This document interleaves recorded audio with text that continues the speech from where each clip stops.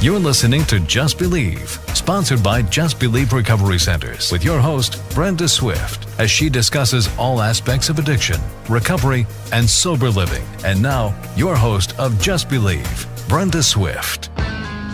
Welcome to Just Believe Radio. I am your host, Brenda Swift, and we are on 900 AM, the Talk of the Palm Beaches, Monday through Saturday at 3 p.m., and we do have a helpline for anyone that is working with somebody that has an addiction problem or has some concerns about themselves. That number is 877-309-3635. That's 877-309-3635. And I am here today with my guest, John, who's back on the line, going to help us out and give us some of his experience, strength, and hope today. Welcome, John. Hey, well, thank you, Brenda. Good to be here. And John is calling from Atlanta. Is it shaping up for weather there? Getting a little bit warmer? It's getting a little bit warmer. I hope it continues, but right now it's a little on the rainy side, and so it's just, I thought weather in South Florida was unpredictable. Little did you know. Yes, indeed. Yes, it might be a little cloudy today, or mid-70s as opposed to lower 70s. That's South Florida. Well, we're 60 degrees here, so. Oh, that's not bad. That's not bad. Well, we were talking a little bit ago about some of the people that we work with pretty consistently deal with relapse, and making a change that actually sticks can be a really difficult process for a lot of people when they aren't quite ready to get the help that they need. Have you had a lot of experience with that with the people you work with, John? Yeah, I have. I mean, I've been one of those people who've been blessed with, when I came into the whole recovery process, that I was really done, and done. So there was no relapse as part of my history. And one of the things that was really paramount in that was a whole bunch of relapse prevention courses, and it was pretty interesting. It was one of those things that it gave me a greater understanding as to how it could happen.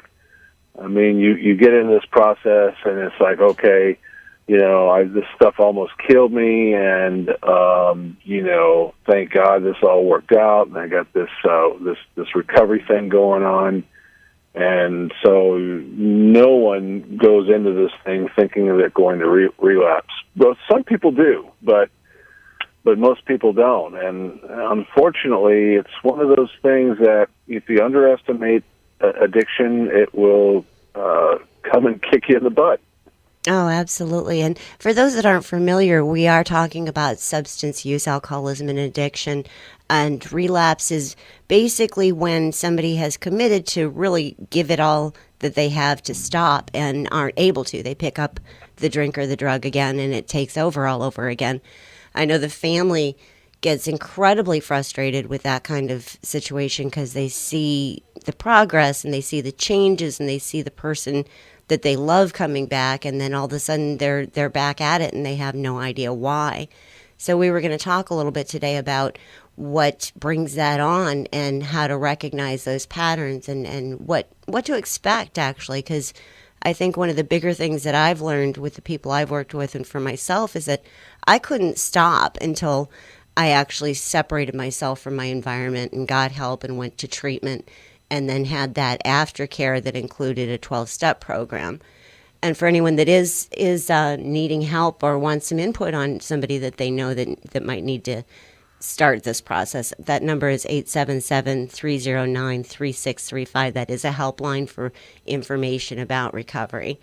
So you and I both have never had relapse once we actually committed to getting sober.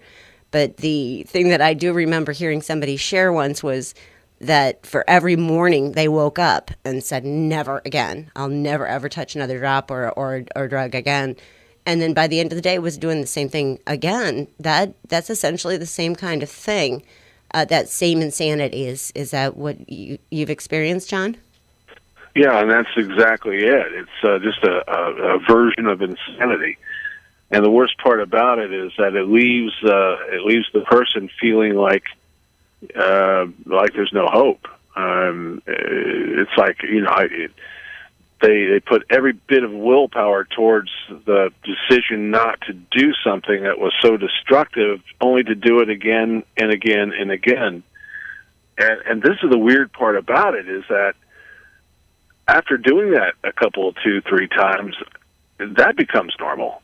And that's the scary part about relapse, is that sometimes people can get used to that whole loop of insanity, doing the same thing over and over again, and they don't make it out. I mean, it's really is Russian roulette, and that's not a theory with me. That's something I've actually see play out.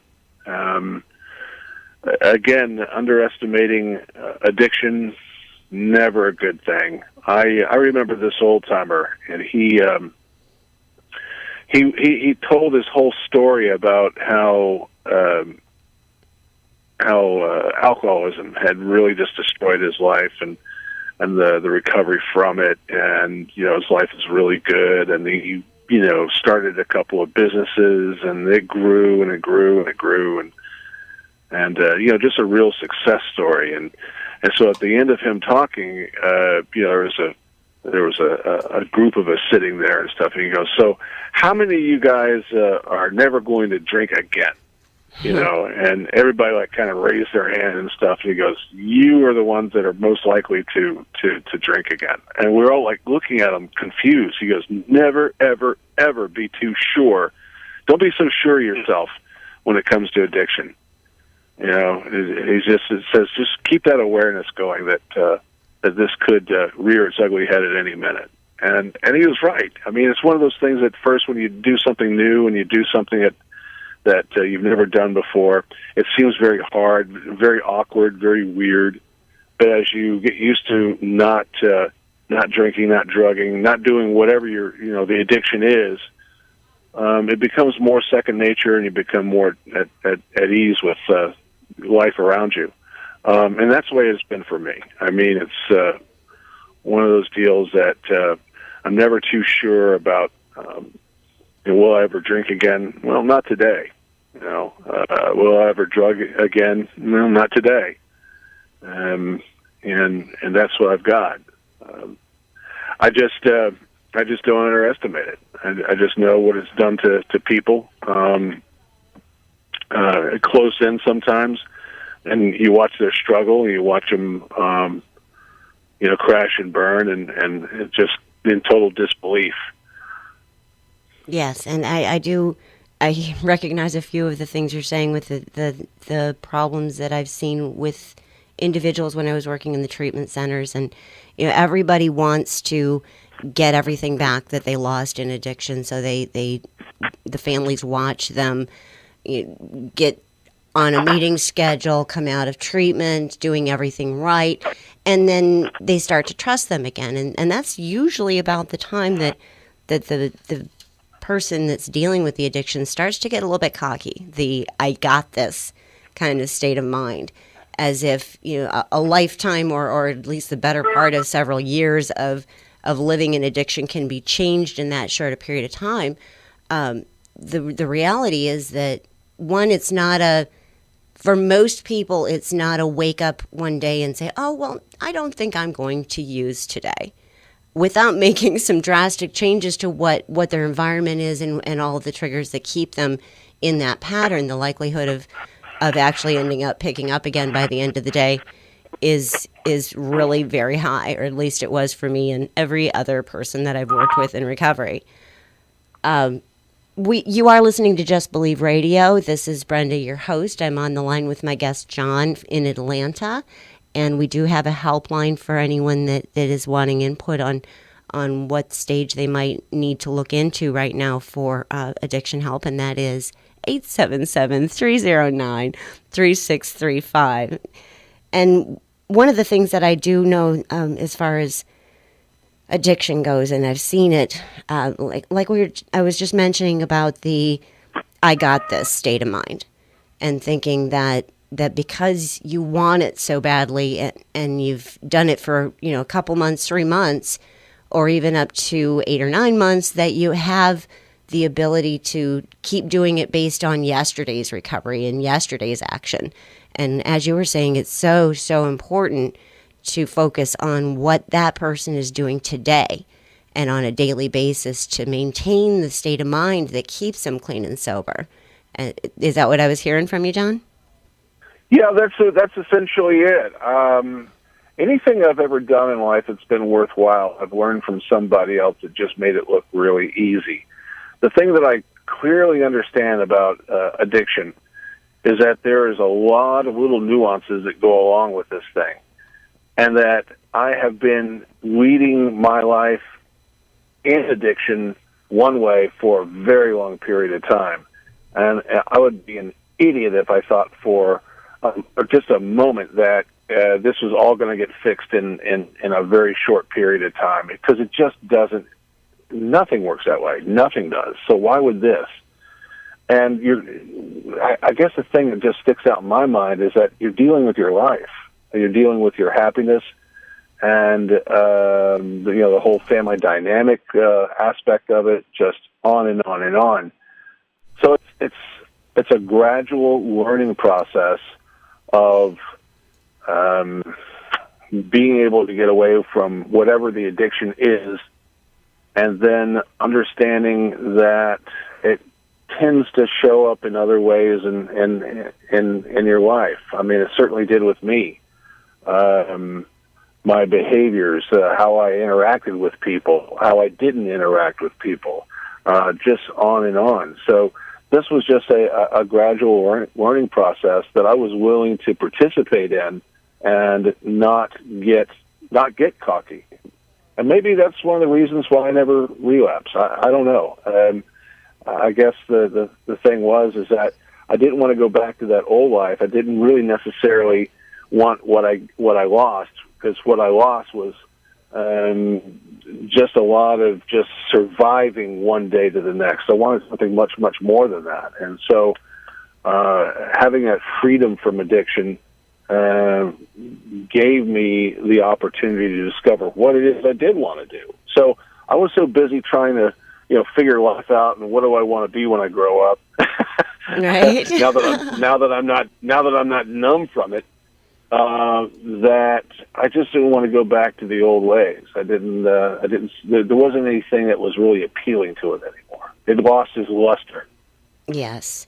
And that's one of the things that I remember realizing once I was able to put a little bit of time together after treatment and a program of maintenance, was that realization of how much time and effort just surviving in addiction took.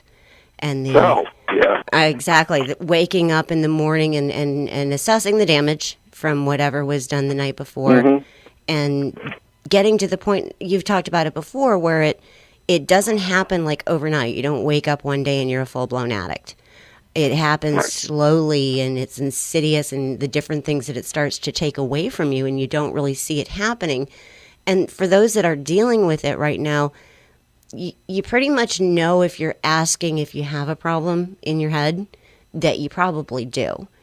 And a lot of us know, especially when we get to full-blown addiction, that sooner or later the gig's up, and it's time to face it and do something about it. And we think that's such a hard day to get to, like it's going to be the end of the world for everything that we know.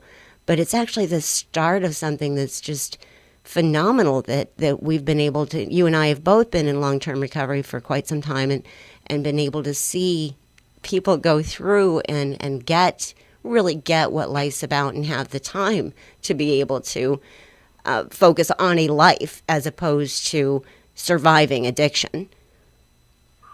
Well, that's right. I mean, going from a point of it being Groundhog Day every day, and being in that rut.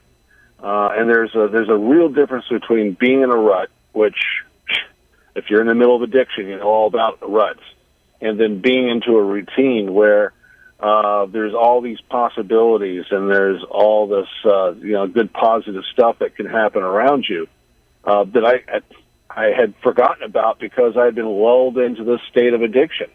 I mean, we're not just talking about drugs and alcohol. It could be gambling, it could be sex, it could be anything. when it just takes away from your life to the point where all of a sudden it becomes your life of just doing whatever that addiction is, then God, that was a rut to me, and I just didn't want any part of that anymore.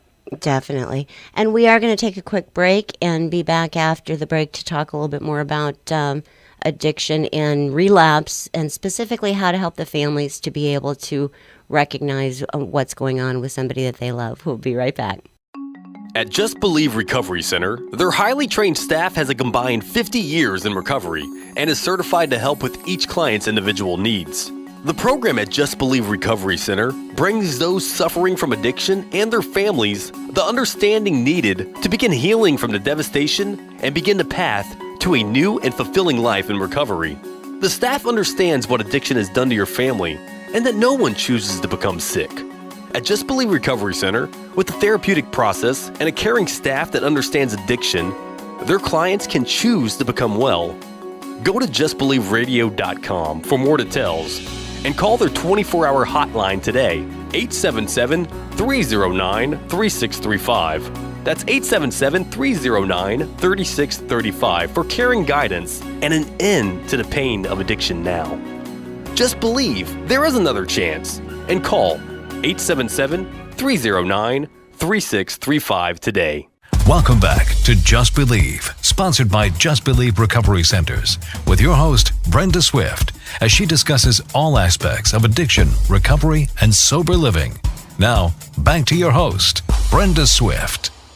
Welcome back to Just Believe Radio. I am your host, Brenda. We're here on 900 AM, the Talk of the Palm Beaches, Monday through Saturday at 3 p.m.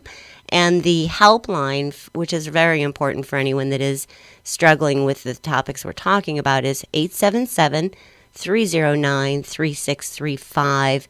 And there's somebody there to talk to you 24 hours a day if you're looking for information about how to end the cycles of relapse and get some hope and recovery, which is, the biggest thing we're talking about on this show is being able to, one, end the stigma of addiction, where it stays hidden, like the only people dealing with addiction are under the bridge drunks or addicts, and let people know that this affects every segment of society and every class of people that you're talking about.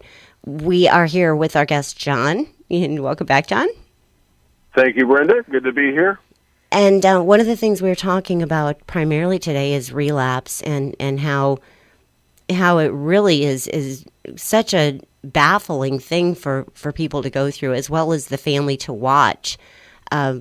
We've seen, I think, people get back all the things that they initially lost. They get the girl back, they get the job back, they get money back, and things start to feel what they think is normal. And then they stop doing the things that are actually working. And I'm sure you've had a lot of experience watching people do that as well. Yeah, unfortunately, some pretty recent. And this guy describing to me how he was just really having a hard time finding any happiness, any joy in his life. And I'm looking at him and I'm going, okay, so what's going on? And he goes, well, it's just that when I go to the meetings and stuff, and he goes, I just that's the only time that I really think about my addictions. The only time I really do anything about my addictions. And I said, so at any other time during the day, you're not thinking about it. You're not really conscious of what you're doing or anything. Is that right? He goes, yeah, that's about right. So I said, so in other words, you're treating this recovery thing more like a hobby than a way of life. Is that sum it up? And he goes, yeah, that's exactly right. And I said, well, it can't be a hobby. It's not something that you can pick up and put down. You're either doing this lifestyle or you're not. And if you're not doing it, you're not having that awareness, then potentially all these isms and stuff can kind of creep back into your life and just rob you of any peace or any enjoyment of life, and possibly go back out and start doing your drinking or drugging or whatever your addiction is. And he just kind of looked at me, and And he goes, you're absolutely right. So, I mean, it's just an observation, but, it's one of these deals that I just had to remind myself, and we're talking about it now, and it's like, I've got some addiction stuff going on, and that's never going to go away. It's just who I am. It's a part of my makeup. And if I try to run away from that or walk away from it or crawl away from it, it's going to end up catching me. And it's going to end up doing exactly the same thing to me again that it did before. But what I've learned, the tools that I've learned to deal with this stuff, and it's like that you're saying, just to have that little break to get away and be able to sort it all out was just absolutely paramount. It's just something that just makes all the difference in the world. Oh, absolutely. And that's one of the things that most people not familiar with the disease of addiction, which, again, actually is a medically recognized disease and how it works in the brain. The use of the substance, whether it's alcohol, drugs, like you talked about, sex, codependency, all of the addictions, that is just the symptom of everything else that's going on for the person, the way they process things, the lack of coping skills. I know when I went into treatment, I was really floored at how it worked and the things that I learned about why I did what I did. And that was the most insidious part of it, is I would be so completely convinced that there wasn't ever going to be another day that I would touch another drop or drug or anything. And in my heart and soul believe my own words.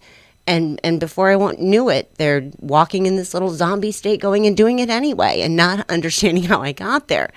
And I think that's one of the important things that we try to get across, is that it's such an insidious disease. It's so baffling and cunning that it's next to impossible to just wake up one morning and decide to change it, because you don't know what feeds it. You don't understand the mental and emotional things that go on behind how you got to the point of using something to numb up the emotions.